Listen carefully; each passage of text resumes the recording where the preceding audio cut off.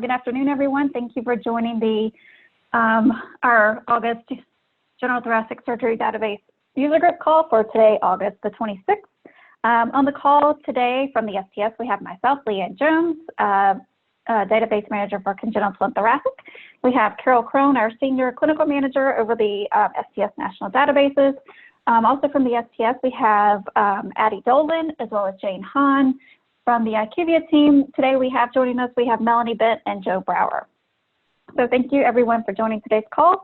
I guess we shall go ahead and move on to our agenda. This should look very familiar. For our agenda today, I'll go over the STS update as well as our AQ update. Then I will turn things over to Joe and Melanie to provide the IQVIA update, and then we will finish off with the Q&A portion of our webinar. And again, just a friendly reminder to please submit any of your questions via the Q&A function. Also, if you have a question for IQVIA and you've been issued a ticket number, if you could please include that support ticket number in your question. That'll allow Melanie and her team to track down the question and answer as quickly as possible. So we appreciate that. Alrighty, for our STS update, I wanted to review the latest update that was presented on the last call regarding the spring and fall 2020 harvest. Again, STS did send out an email communication on 8/5 regarding the spring 2020 harvest analysis. As you all are aware, that obviously that analysis is underway and results will be provided as soon as possible. We realize this delay is not optimal, but and we do expect this to be a one-time occurrence. So due to the data warehouse transition as well as challenges related to COVID, please rest assured that these delays will not happen in the future, and we appreciate your patience as we work to get this data analyzed and up on the dashboard for your use.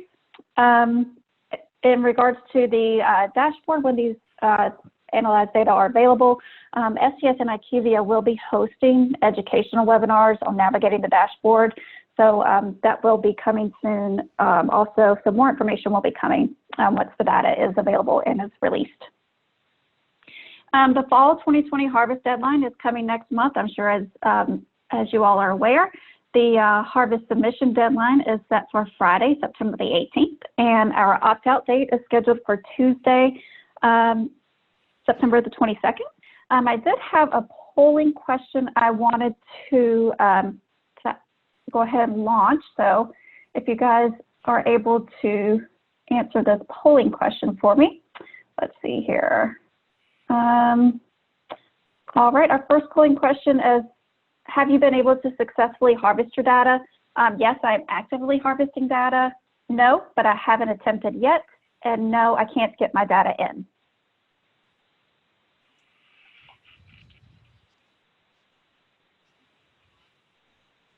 All right. I'll let the poll run for just a little while, and we've got about 62% of people have voted. All right, great. I'll go ahead and end the poll, and I'm going to share the results so you all can see them. So right now we have about 66% of you all, about 25 of you are actively harvesting data. 29% have not yet attempted, and seems like there are 2 participants that are unable to get your data in. If you are having issues, getting that data in, if you could reach out to myself directly, we'll be happy to work with you. So please contact me, and we'll follow up and work with you to get that data in. And Leanne, this is Carol. Can I just add here on this one, for those folks that haven't attempted to submit yet, please try to get in and upload a file. Doesn't matter how big the time frame is, just try to get in and upload a file, start getting your data in, because the closer we get to harvest close, the more strain on resources for answering questions. And everybody has been reaching out. This is the last week for adult cardiac, and it's just been really overwhelming with sites that waited until the last week to get their data in. So please, so we can help you, and it's not an emergency, and we're not all panicking. If we can just try to get your data in ahead of time, and then it's better. It gives us more time and more time on the IQVIA side for the support to work with the sites on that. It gives us more of a time frame. So I just wanted to mention that. Great. Yeah, absolutely. Thank you, Carol. Our next update that we have, the General Thoracic database is undergoing an version update. We are currently finalizing version 5.21. We are working on finalizing the specs and the goal, and we are planning to have those 2 vendors by the end of August, which is next week. So we are finalizing, doing some minor edits, and cleanup is continuing on the DCS. Carol, Paul, and myself and IQVIA, we're working hard to get these specs finalized and data collection form finalized. So again, more information about the upgrade will be coming soon. Once the specs go to the vendors and the data collection form is finalized, I'll start working on the training manual. If you all have any ideas, I realize that the current format of the training manual is not very, is not really ideal for a lot of people. If you have any ideas on how to improve upon that, please feel free to share those with me. I am looking to update that training manual and make it a lot more useful for our data managers. Also coming soon next week, we'll have information on our upgrade webinars. Carol and I will be hosting the version 5.21 upgrade webinars. We'll be walking through the new data collection form with the data managers. So again, those will, the schedule for those upgrade webinars will be coming next week as well. Also, direct data entry is now available for General Thoracic database participants. If you are interested in the direct data entry option or interested in more information regarding direct data entry, please email us at stsdb@sts.org, and Jane would be happy to follow up with additional information regarding General Thoracic direct data entry. We did have our first new data manager webinar on July 30th. That webinar was recorded, and the slide deck and recording are posted out on the STS website for your review. So we'll have another new data manager webinar coming soon. All right, with the harvest nearing a close, with September the 18th being the last day to submit your data file, I wanted to provide a checklist, if you will, of steps items to review within these next couple of weeks. You know, as we all work and learn differently, there are several different reports or ways to view your data for cleanup efforts within the IQVIA platform. So I just wanted to cover the reports that are available to you. At the end of the presentation here, if you have specific questions, Melanie will be able to pull up the platform. So if there's anything in these reports that you would like to review, or if you have questions about, we'll be happy to pull those up and show you on the screen and work with you and provide any examples or answer any questions that you may have. So when you're getting ready to prepare for the end of the harvest, you know, prior to each data file submission, we always suggest that you run your internal software validation reports. Again, this will help mitigate your data cleanup efforts on the data warehouse side when that data quality report is produced. Speaking of the data quality reports, as you're aware, each time you submit a data file, a data quality report is generated for you for that specific file submission. Use that data quality report to review and address any critical errors. Just remember, keep in mind those critical errors are do not allow any of those records to be accepted into the database. So if one of the records in your file comes up with a critical error, that record will not be accepted into the database. So again, use that data quality report to review any of those critical errors and review your errors and warnings. And I know, you know, one thing to keep in mind when you're looking at your data quality report, you know, the data quality report you receive one for each file submitted. If you would like to look at your data quality reports in one report, we suggest you use the critical summary report to look at all of those critical errors. So if you want to see all the critical errors that you have for all of those data files that have been submitted, use that critical summary report, and that'll give you all the critical errors that have been included in those files that you've submitted over a certain time period. I hope that makes sense. So I apologize if I totally confused you on that one. Also, you have the harvest summary report. And the harvest summary report is a report that is generated based on the surgery date range entered. And of course, you can use that harvest summary report to review each data file submission. So you can use that harvest summary report to look at all of your data quality reports in one report. So you can filter on your harvest summary report. You can look at it year by year, or you can look at your harvest summary report for the entire reporting period. So that harvest summary report will give you in one report all of your errors and warnings for the entire reporting period, again, or you can use that based on, you can filter it year by year.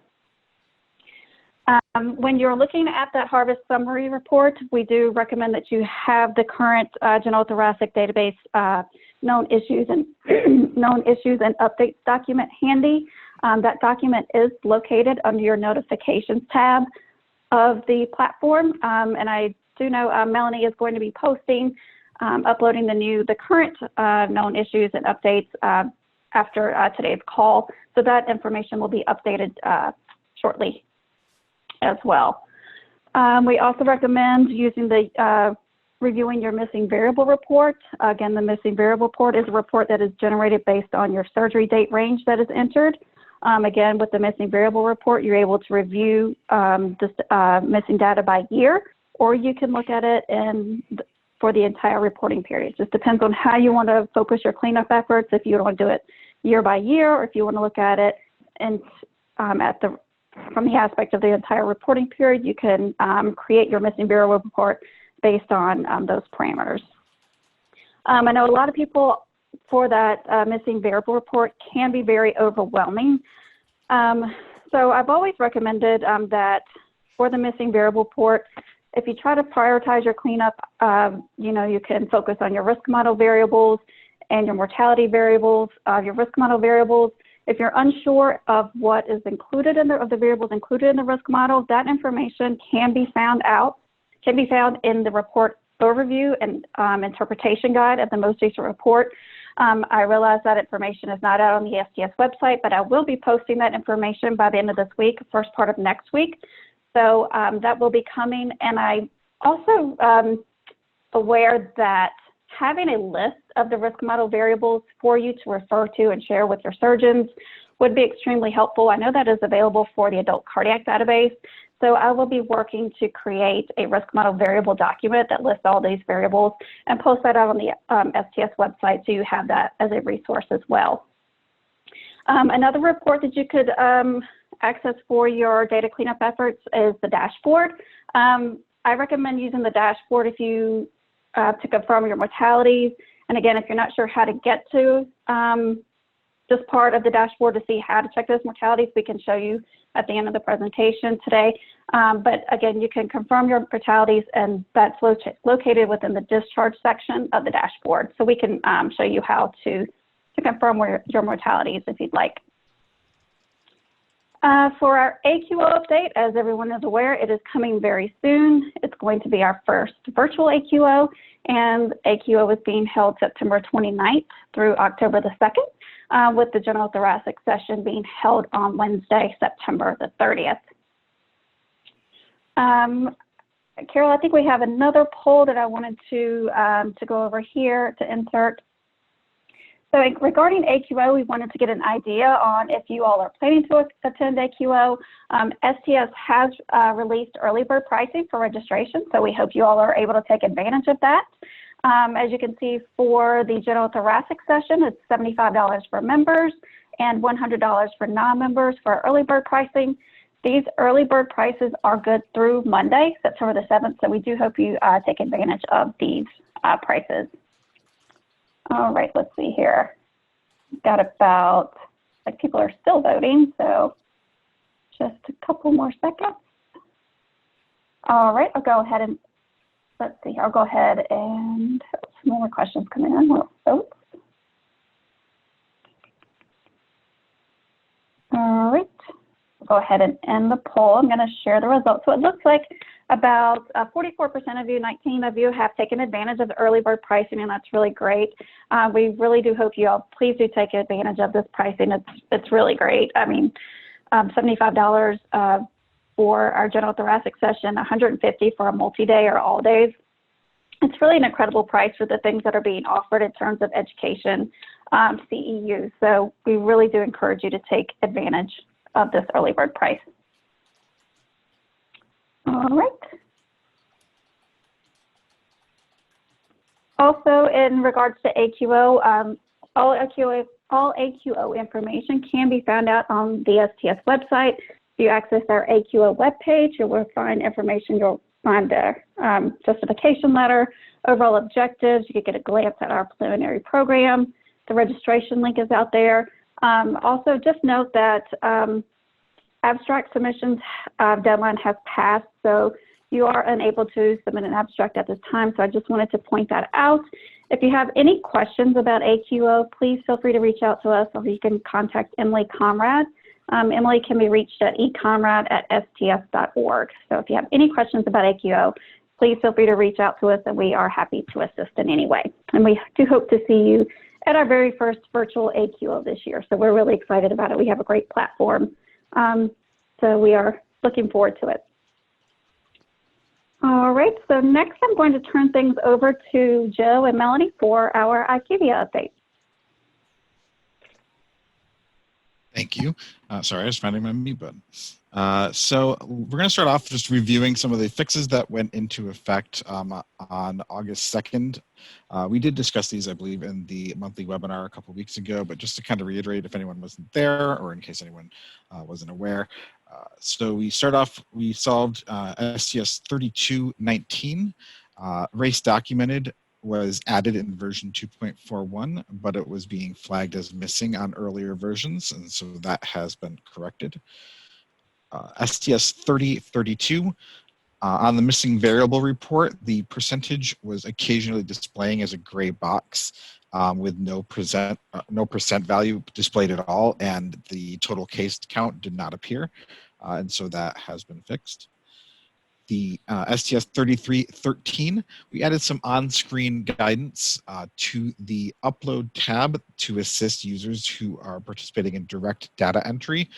And so that information, again, applies only for people who are doing the direct data entry feature. For you all, the guideline is that you should be sure to complete your uploads before you begin that direct entry. And then once you've begun direct entry, you should no longer be uploading after that point. And any changes you need to make once you've begun direct data entry should be made directly within our IQVIA system. And so there is text on the upload tab that kind of gives you that information in case you need it.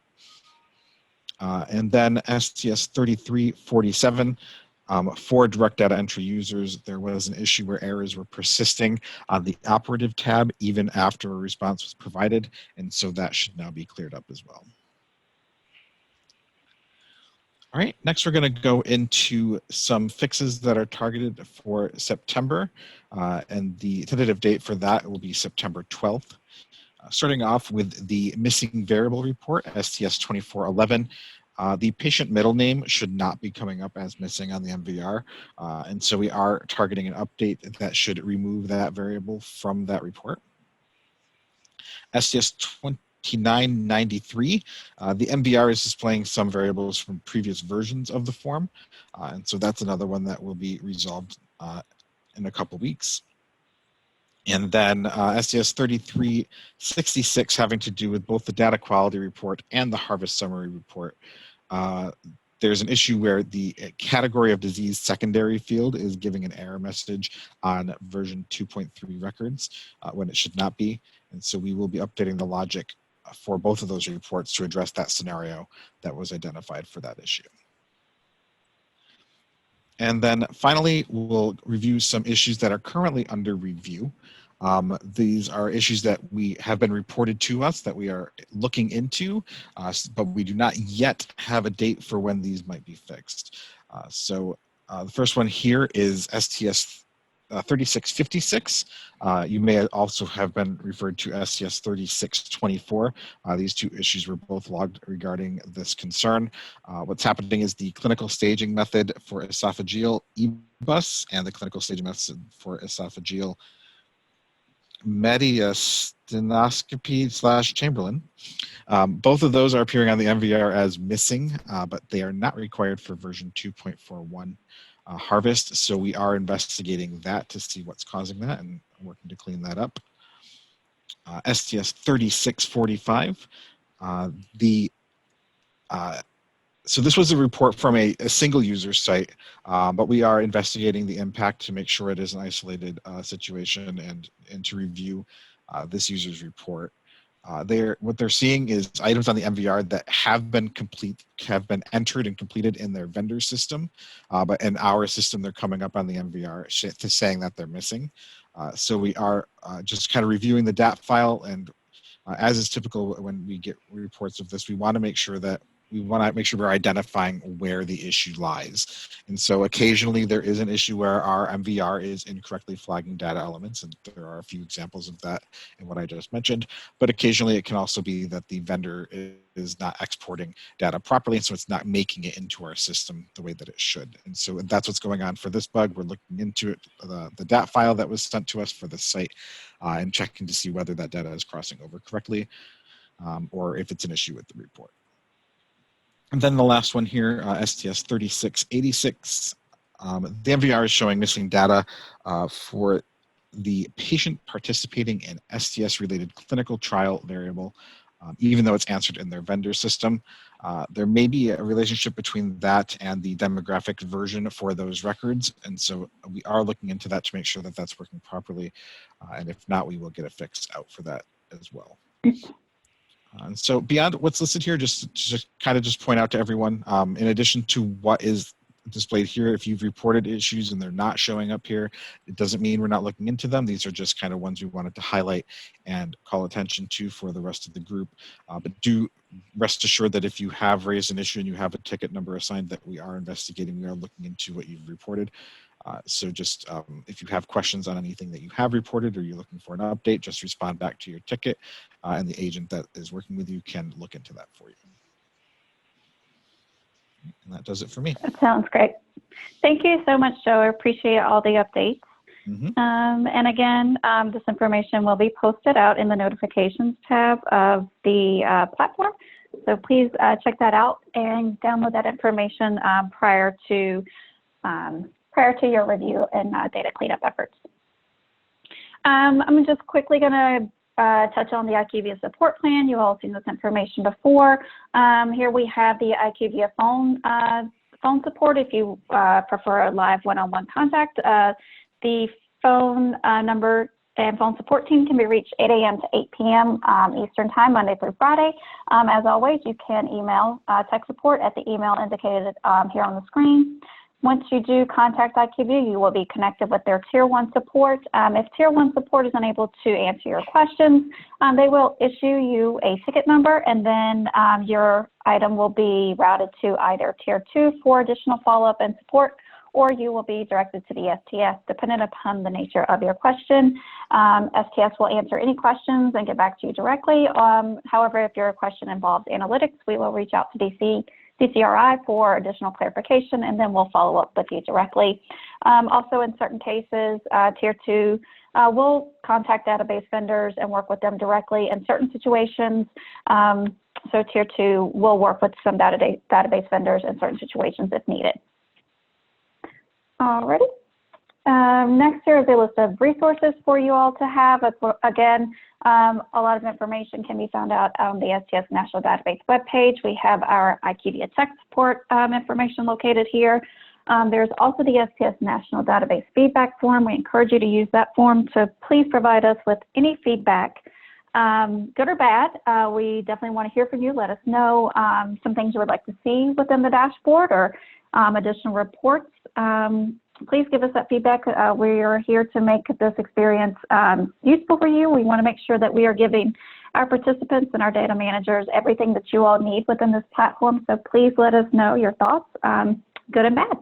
Also, out on the STS website, you'll have resource documents. All of our contact information, all of our webinars are posted out on the website, our webinars page, FAQs, go live checklists, training videos, as well as links to IQVIA and additional information there.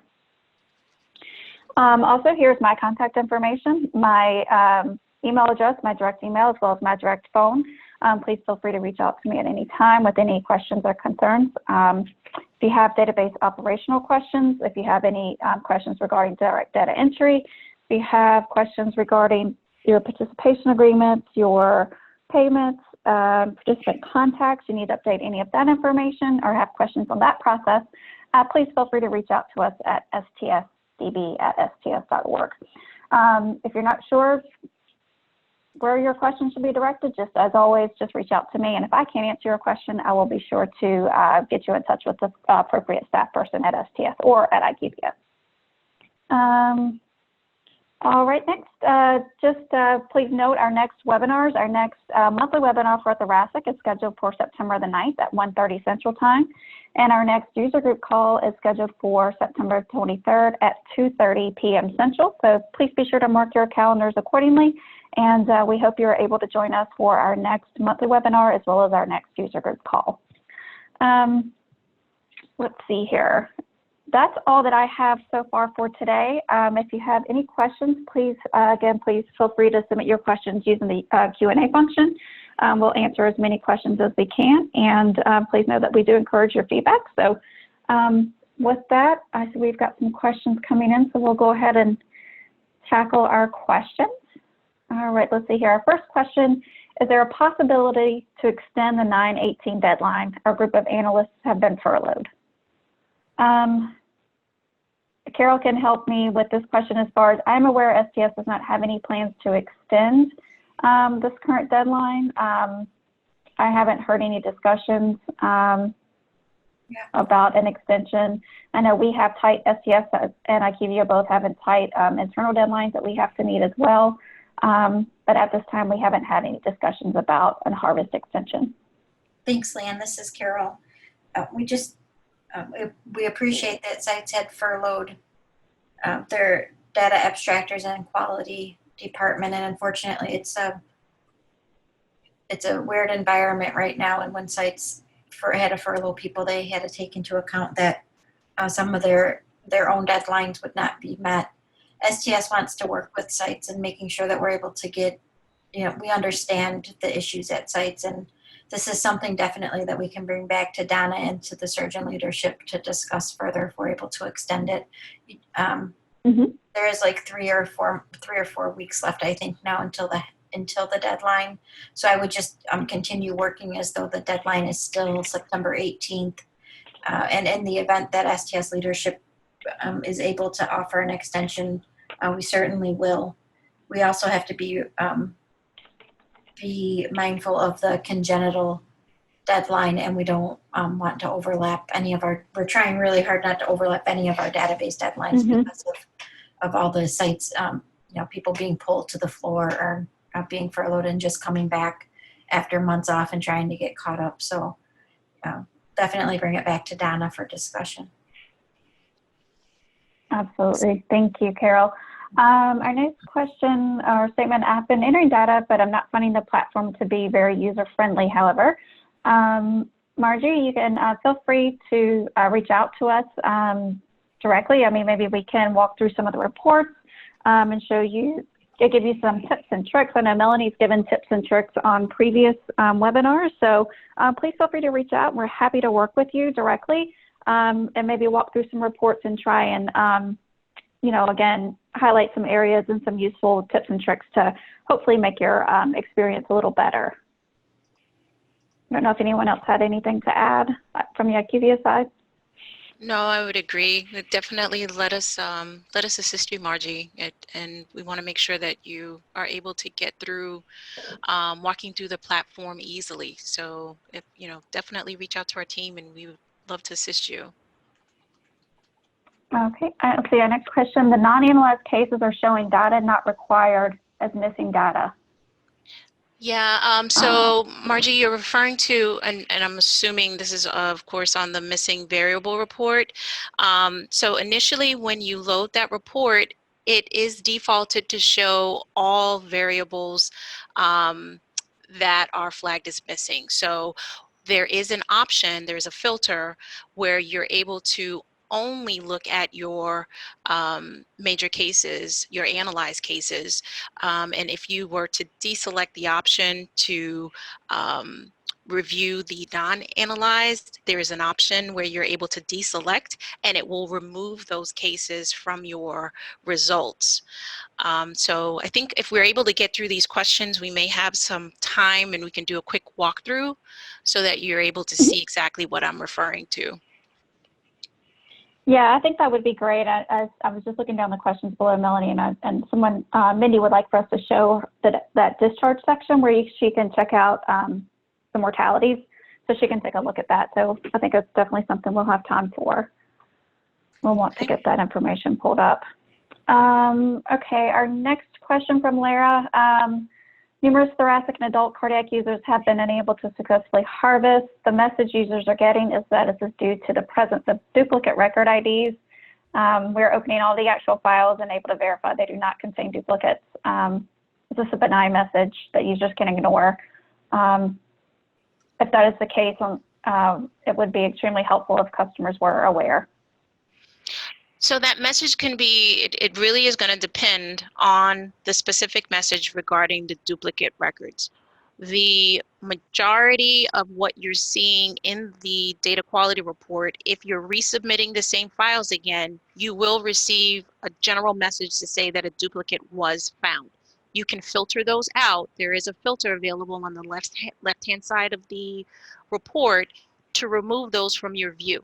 So you will not at that point have to worry about addressing those. It is just letting you know that if you're doing, especially in the instance of the workflow of resubmitting a file and you have the same patient, it's letting you know that we found the patient. And so it's considered a duplicate. But there are instances where within the actual DAT file, we've seen this a couple times, not often, where there are duplicate record IDs that are being passed in the actual record. So that record ID is associated with one patient and the same record ID is associated with another patient. That's a different scenario. That you will encounter a critical error and would need to be addressed. And that in those instances, the users had to reach back out to the vendor to notify that that was what was happening. So in that instance, that's something where you would have to take an action on. With the first scenario that I just advised you on, you could use the filter to remove those duplicate messages from the report, and you would not have to, of course, address those. Excellent. Thank you, Melanie. Our next question, will MIPS consents be on IQVIA for thoracic, or is it just for cardiac? So there will not be thoracic MIPS for 2020. So there will not be any consent options or anything necessary for thoracic MIPS this year. It's just for adult cardiac. Our next question, if I've submitted a 6-month date range and have one critical error that I corrected, am I able to only resubmit the individual month with that critical error? I'm assuming that I do not need to resubmit the entire 6-month date range. And that is correct, Mary. You can just submit that 1 month to get that corrected. So that's, you do not need to resubmit the entire 6-month date range. All right, and then Mindy had asked if we could show that discharge section, Melanie, in the dashboard to confirm mortalities. And then our next question is from Pat regarding direct data entry. But yes, Pat, you will receive communication from STS directly when your direct data entry agreement is fully executed and you all are able to, when direct data entry is, quote, turned on. I can have an STS staff member, Jane Hahn or Derek Speck, follow up with you directly to let you know the status of where things stand with your agreement and things with direct data entry for your site. So I've made a note and I will have either Jane or Derek follow up with you directly. All right. Okay, Lara, will we keep opening files when this comes up? But we are finding that most of the time they're not duplicates and the warning is illegal. Are they? yeah, they're not duplicates. It's just a, Not duplicates. just So the the message will actually say if there's a duplicate found in your file. So there's a specific message that will say and it will give you the actual record ID, and it will say that the duplicate was found in your file. Whereas there's another message that says duplicate found within the database, that it was identified within the database. So there's two separate messages that potentially you could encounter. So when you see a message that indicates that a duplicate was found in the file, it's referring to the DAT file, the actual uploaded file. But the other message is a generic message that you would see when the record is identified within the database. Is there a Sorry, way, Carol. I'm sorry, Melanie, for interrupting. Is there, I don't know if it's easier or not to pull up what those messages look like. I don't know if that I think I have a screenshot but it's not, it's going to apply across all. So let me see if I have a screenshot for when it's identified in the file versus in the database. So I will look for that. Yeah. Let's see, I'll go ahead and tackle Claudette's question while Melanie's looking for that information. You mentioned that there's a reference document prepared for thoracic risk variables that can be found on the IQVIA website. Nope, not yet. Is it possible to have a reference sheet for where to find all thoracic inputs, not just the risk inputs or variables? I am working on a risk model variable document like Adult Cardiac has. Adult Cardiac has a risk model variable chart that is available out on the SS website that you all get, that the adult sites use as a reference document. I am working to create those same types of documents for the general thoracic as well as the congenital databases. Right now, the risk model variable information can be found in the report overview at this time, or the report interpretation guide, and I think there's an appendix for one of the models for the thoracic database that's located at the end of the report, of your standard report. So, but Claudette, I am working on that, and I am hope to have that posted very soon. So as soon as it's posted, I will send out a notification to all the data managers letting you know that that resource is available for you. One of the things also that we're working on for this next upgrade on the data collection form will be, you'll see a notation for all of those variables that are risk model variables. So that'll be, one of the changes that's going into for the new upgrade. We're trying to align, our data collection forms and our processes across all databases. So some of those nice, enhancements that Adult Cardiac has, where I'm looking to we're working to incorporate those into general thoracic and congenital as well. So I'm working on it. It's coming very soon. Laura was just saying, she says, user are getting the critical error, and we're opening those files, and there are not duplicates. So she's stating she's getting a critical error for duplicates. So okay, I don't know. So let me share my screen, and hopefully this is not too blurry. But I was trying to find something quickly. Yeah, it's good. You can see. Okay, so yes, and what I'm showing on the screen, this message, this example would trigger a critical error. So Laura, if you're receiving a message like what you're seeing here, where it's identifying a record and it's saying is duplicated in the file, if you're receiving that, then contact us. Let us take a look at what's happening within that file. But for this specific example, I actually looked at this example and looked at the DAT file, and this record ID was assigned to multiple patients. And so that is going to give you a critical, because the record ID should be unique. Right? So this is an example of where you would receive that. So if you're encountering this message, please reach out to us.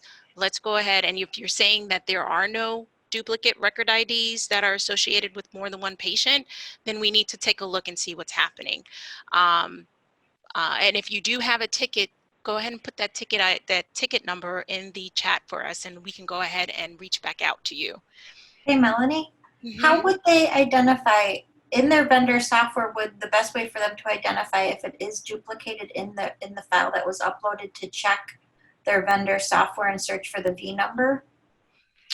They could check for within the actual vendor system. I think in that example, they were able to locate that and see that in the vendor system. What we did when reviewing this was we opened the actual DAT file and then did a search for these record IDs that were coming up, and we were able to find them in more than one location within the file. Okay, so is the issue that the file that's coming into IQVIA has a duplicate record ID, a record file in that file that's coming into IQVIA? Mm-hmm. That is correct. And then the record, for whatever reason, or that record ID was utilized for 2 cases, and it could be the same or it could not be the same patient? It wasn't the same patient, 2 different patients. For this Mm-hmm. example, 2 different patients, same record ID. Are we seeing this with more than one vendor, or is it? No, Okay. it was just, for this example, it was a single vendor.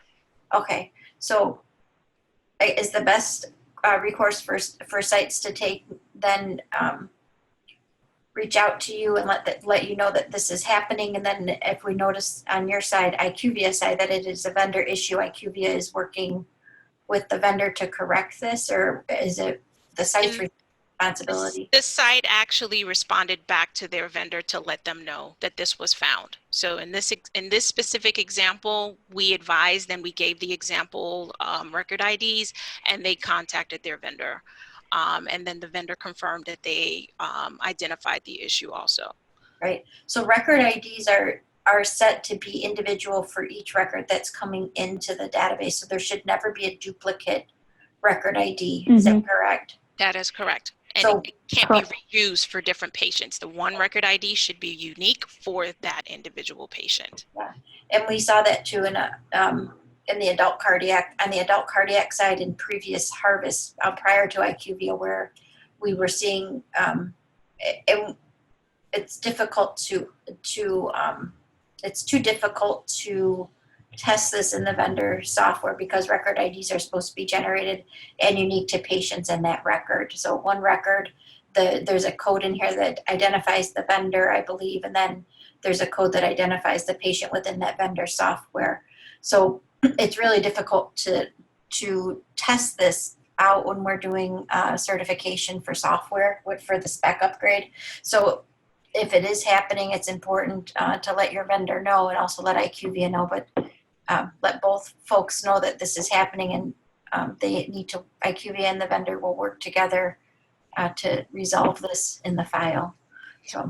And the vendor did reach out and did say that they identified the issue and they're currently working on that. So again, not something that we have seen often, but when you see this message specifically, it is letting you know that the system has identified within the file there has been there's a duplicate record ID. So at this point, it will not allow that duplicate to come in to the system. So that's why you will get a critical error message related to that. I do see where Laura also put another comment. So she does not have an IQVIA ticket number, but we will start to CC IQVIA on our Zendesk tickets. I'm not sure if that's going to your vendor, Laura, if you're just including us on that. And you said you're not sure what other vendors do, but we always open the actual DAT file.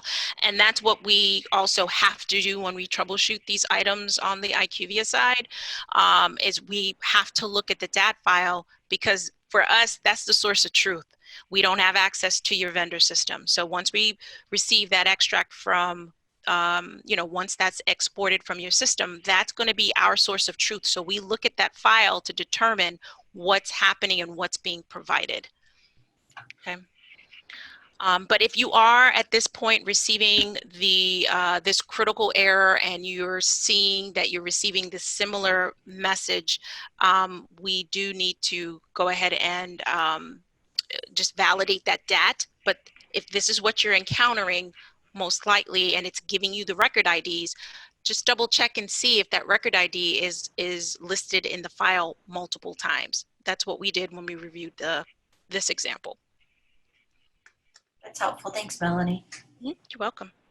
Because I know it's frustrating. I think sites would never have seen this before because we weren't, it wasn't really being checked on the DCRI side for the duplicate record IDs. It doesn't harm anything with the data, but it happens when we're trying to link on the back end with the STS data. We noticed it when we were trying to link with the NDI that we had files that had duplicate record IDs. So, and it wasn't very many. It was few, but it did occur, and it made it caused an issue when we were trying to link. So that's why that record ID is important. But it doesn't harm.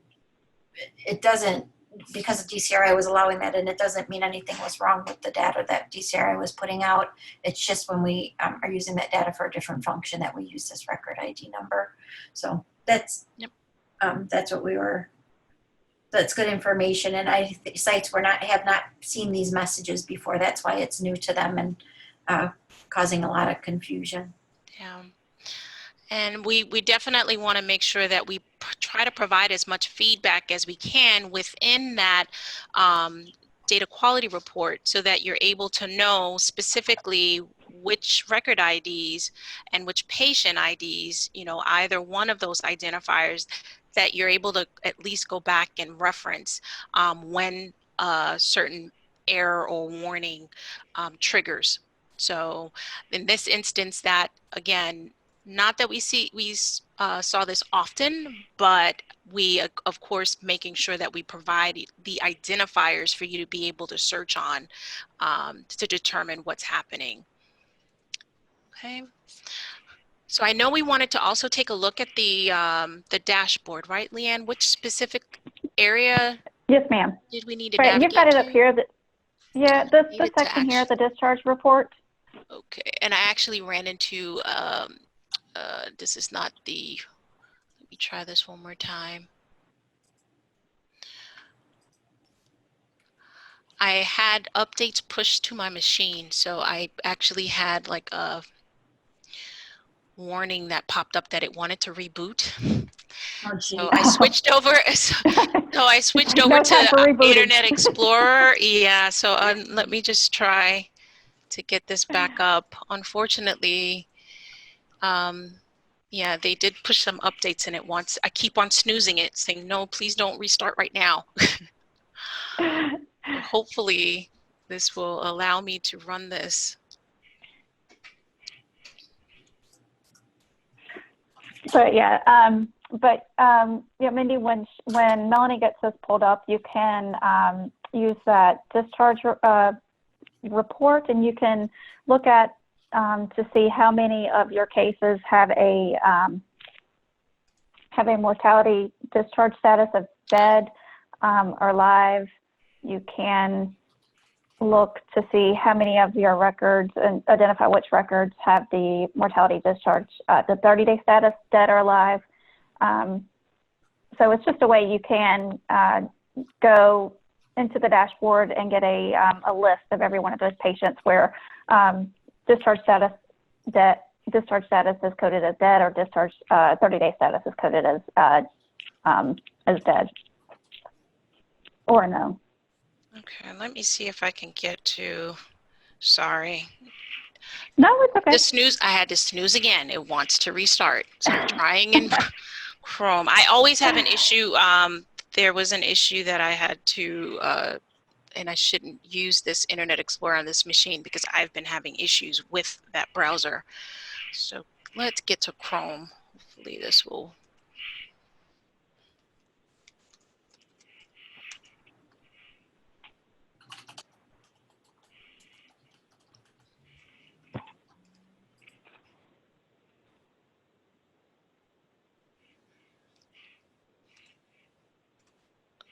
Okay.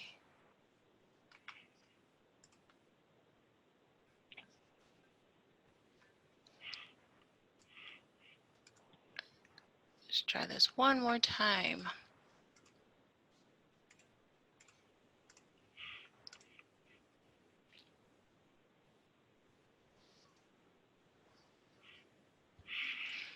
Okay. And then I also wanted to show, hopefully we can just get to navigate over to the missing variable report to be able to show the filters that I was referring to. I think someone had asked about that. Okay, so we're going to discharge. Is that Yes, ma'am. where we needed to go? All Yes, right. ma'am. And let me just maximize for those that may have not used some of the tools to navigate within the dashboard. You can right click, of course, and there's an option for you to be able to maximize if you want to just make this a full screen option. So here we go. And which one did we need to review? You can look at discharge status or status at 30 days after surgery. You've got both of those variables here. So if you wanted to confirm your mortalities, if you, I see here, or Melanie showing there's 2 patients that are have a discharge status of dead. So you could, I'll let Melanie take over, but you can just click there, and then down it'll populate with the 2 records where those patients are. Let me restore it so you can just see. confirm. Yep, let me restore it so you can see it. So when you're in that view, it's just focused on that one component. But here, once you go ahead and select that, here we go. We have the 2 cases that make up that population. All right, and then the other, you wanted to see status at 30 days? Yes, ma'am. Okay. And here.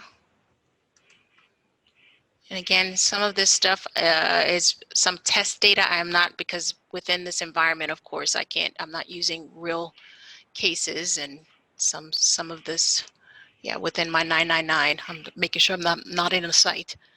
Okay. And you're able to, again, drill down to see the results for those patients that are missing in this instance for status at 30 days after surgery.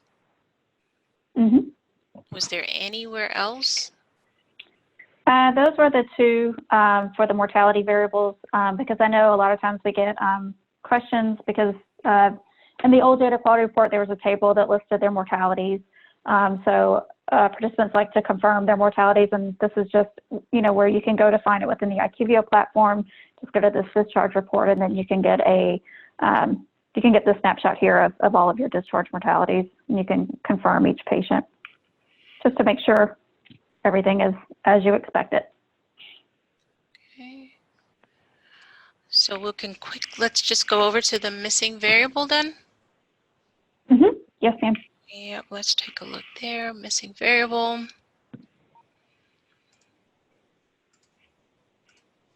I think I have test data for 2018. I will just use that.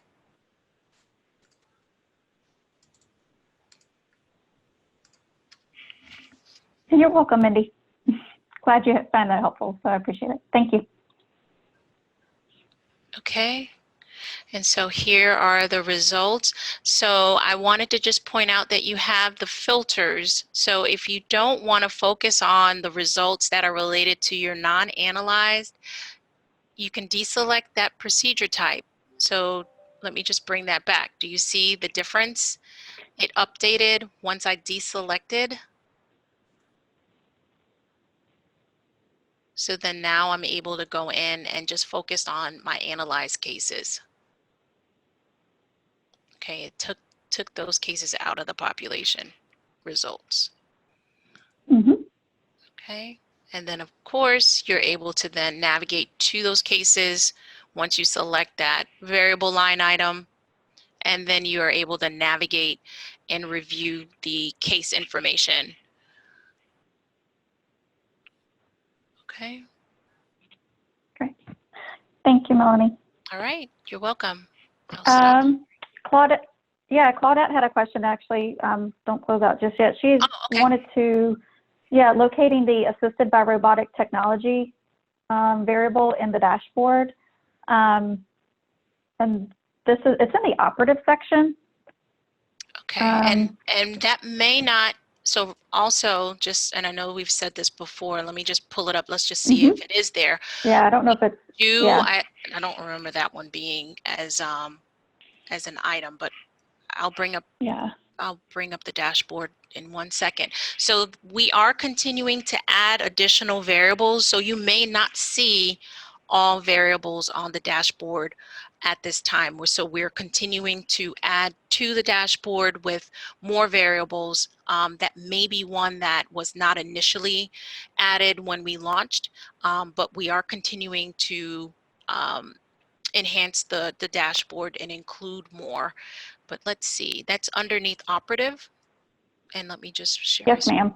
Yeah, and I just want to clarify on that, Melanie, when you say we're adding variables, STS surgeon leadership and core group members and STS staff all got together and we had to come up with a minimum viable product, so MVP for go live, which would be able to get us to accept data in and provide some type of feedback that would be helpful in cleaning up data. And then unfortunately, we couldn't include, I didn't think it would be necessary to include everything because some of the things that will get cluttered and it'd just be difficult to use and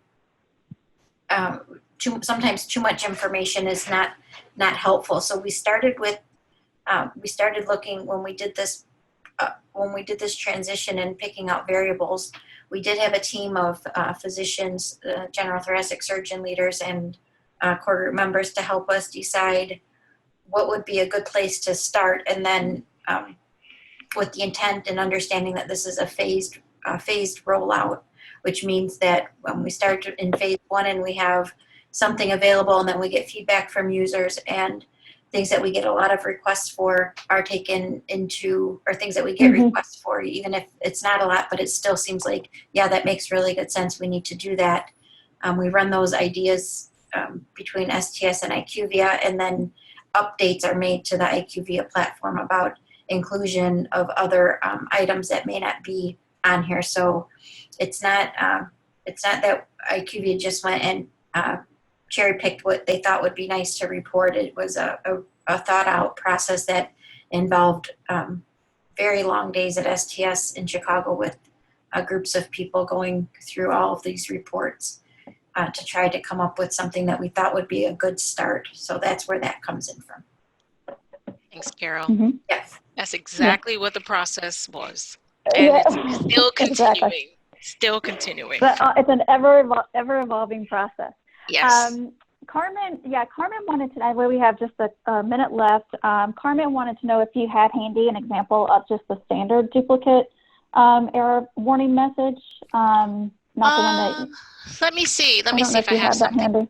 Let me see if I have anything. Again, this is my. Let's see. And when I say long days, I mean long days. Oh yeah. Long. Very. Very long.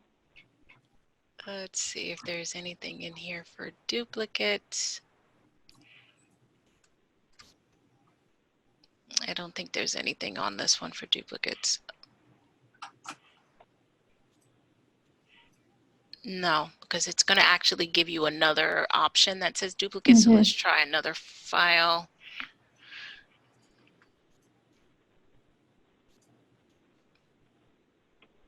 Yeah, I know we've shown it in previous webinars, so I don't know if you're happen to be out